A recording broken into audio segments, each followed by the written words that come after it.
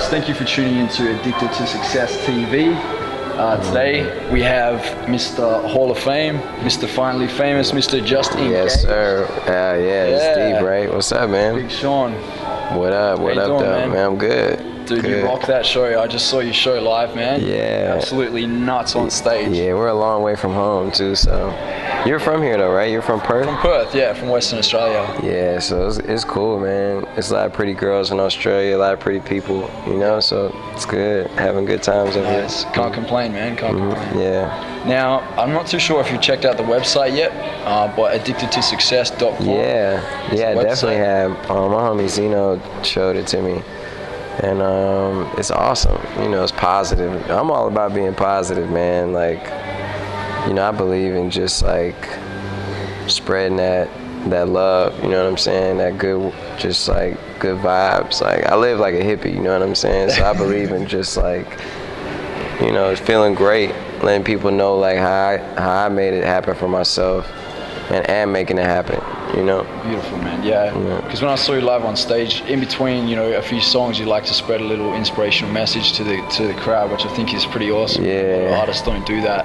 Yeah, them kids need, if it's one thing people need, is inspiration. You know, they need a lot of things, but they definitely need that too, you know.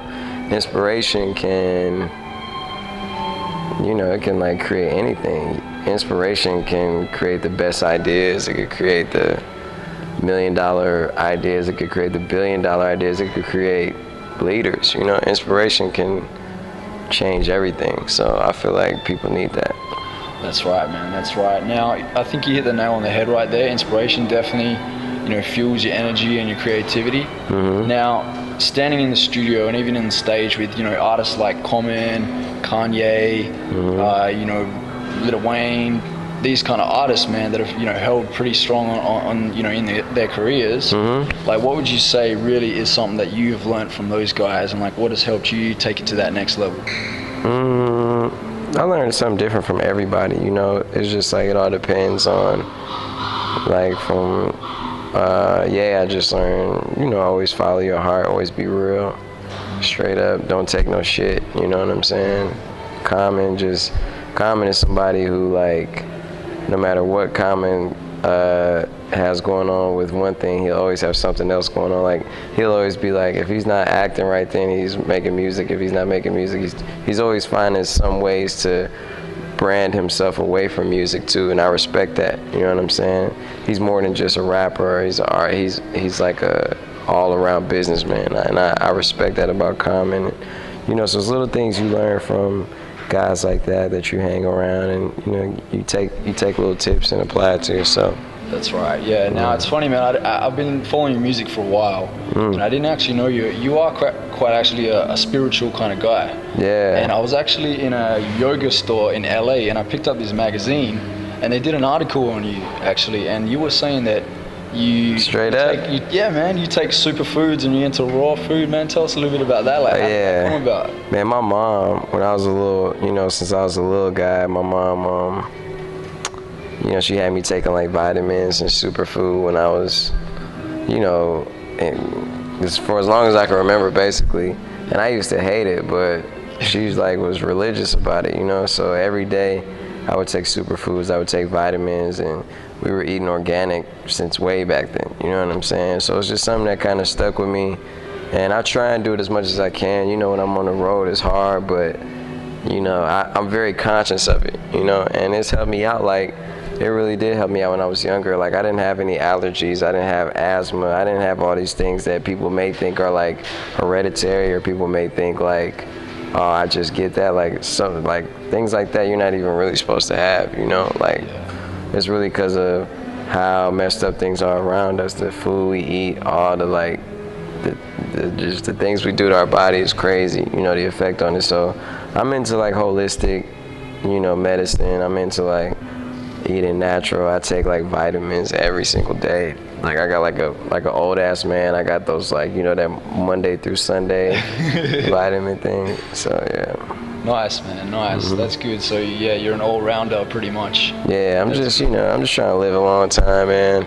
Yeah. I'm an old soul, so I'm trying to be an old guy too. Trying to stay around for the kids. Yeah, exactly. Awesome, man. And One of these days. Yeah. Yeah. Oh, you looking at kids, hey? You know, of course. I think, yeah, I would definitely want to have a family. You know, I got the right girl, so definitely probably gonna have a family sooner or later. I mean, yeah, I will. Yeah. Yeah. Nice, man. Nice. Now, what would you say would be the #1 self-development book that you've ever read? Something that's really, you know, created a great breakthrough in your life. One of the best self-development books I've ever read is What You Think of Me Is None of My Business is a good one. Asking It Is Giving is probably one of the major ones by Esther and Jerry Hicks. Yep. What is it? In the Vortex or something like that. And what else? The Deepak Chopra, The 7 Spiritual Laws of Success. That's a good one too. Yeah. So, you know, I'm into like edifying things, man. It's like, you know, stuff that just betters myself, you know, and like it puts me in the right mindset, because like the mind, I'm telling you, it's crazy how everything changes as soon as the mind changes, like everything. Yeah, I believe that. Yeah. Now, what would you say is your definition of success? Everyone has a different definition of it, but what is yours, man? My definition of success, I think success is more like an emotion than it is, you know, what you get physically. Like, success isn't how much money you make. It isn't like, you know, it's just about like what you accomplish, how you feel at the end of it all. You know, that's success. And I feel like I've been successful in some ways, but I'm still, you know, hungry for that success that I want. And, you know, I'm gonna get it. I'm gonna make it happen. I'm young now, 25, and, you know, I look at people who I consider successful, and they're, you know, way older. You know what I'm saying? I got a lot of time to get it right, and I'm learning, and, you know, so I think success is definitely an emotion, though, more than $100 million or anything. Yeah.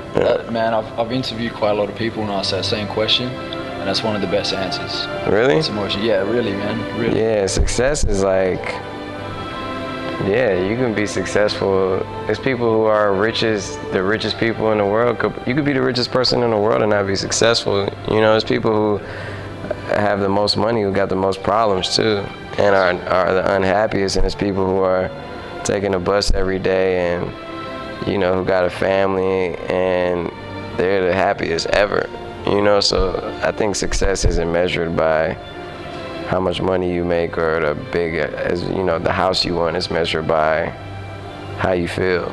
Yeah. Beautiful answer, man. It sounds like you're on the right track for your career and your life, man. Good on you. I appreciate that. Thanks for chatting, brother. No problem, man. Thanks for coming to the show. Thank you.